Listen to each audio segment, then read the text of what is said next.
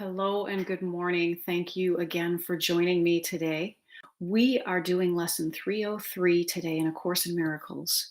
And lesson 303 states, "The Holy Christ is born in me today. Watch with me, angels. Watch with me today.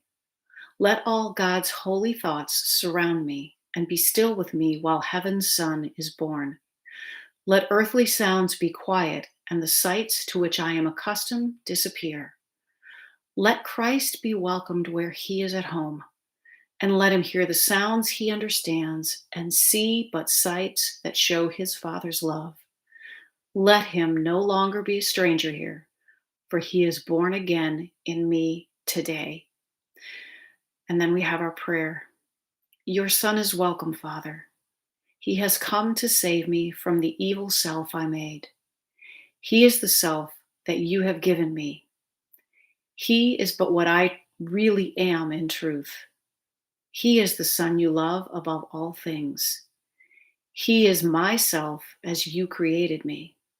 It is not Christ that can be crucified. Safe in your arms, let me receive your Son." Amen. That is the end of lesson 303. The Holy Christ is born in me today.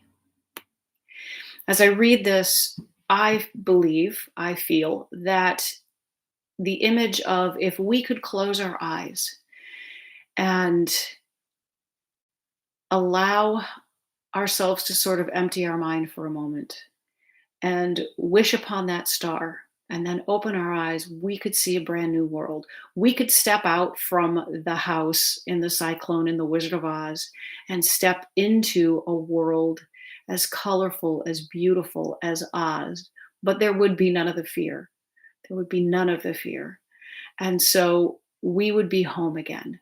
We would be in a place where we knew we were safe, where we knew we were secure, and all of our needs, wants, and desires were met. When the Holy Christ is born in us, we see life from a brand new and our eternal perception. We see life from the truth of who we are. We remember almost. We get over our amnesia. And so we need to allow ourselves to kind of be born again. Isn't it interesting that when we are Christians and we are born again, we see things from a brand new perspective? Okay, let's see what Tina Spalding's channelings tell us. "You are blessed beings indeed. I am that one you know as Jesus. In your world, you say Jesus Christ. Well, Jesus was the man, and Jesus Christ was the Christed being you are studying to become. So this one, the channel, will be Tina Christ. I would be Jan Christ, and others may be John Christ or Susan Christ. You are going to become Christed beings through this ascension process and through your dedication to your spiritual practice. It is your dedication to your spiritual practice, the constant asking for and seeking a connection with the divine, the observation of this world and understanding what it truly is, your dedication to love, and your dedication to communion with the divine that will cause you to become a Christed being. It is possible for all of you. That is what I meant when I said, whoever believes in me will also do the works that I do, and greater works than these." And that comes from John 14, verse 12. You can do these things. You can heal. You can overcome death.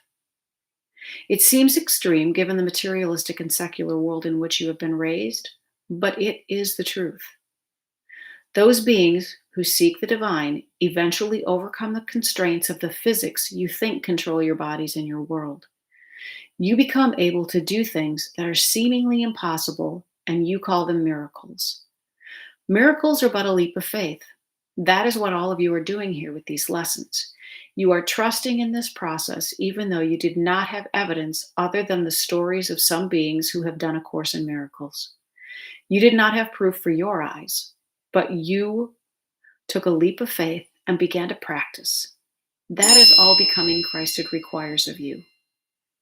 Intensifying your practice, dedicating your time to the divine, and understanding that forgiveness is the means that you have been given to achieve that level of evolution. It is in demonstrating your understanding of this law of creation that you are experiencing yourself here. There are no separate beings. There is only an aspect of your mind that has seemingly separated from you. But in your forgiveness practice, you are reintegrating your mind into a holy one, Holy, and a whole one, Whole. So know that you are going to become Christed beings one way or the other. You should ask yourselves, on whose time frame do I do this? Am I going to allow the ego to detain me and become distracted by the shiny objects of this world? Or am I going to dedicate this incarnation to rising to my Christed self? I am that one you know as Jesus, and we will speak to you again tomorrow. This can seem a little overwhelming to think that we are going to rise to the level of Jesus Christ, to someone that we have sort of put on the ultimate pedestal and risen above us to such a height that he is godlike. And yet we are all brothers, sisters with Jesus Christ. We are all godlike because we are created in God's image.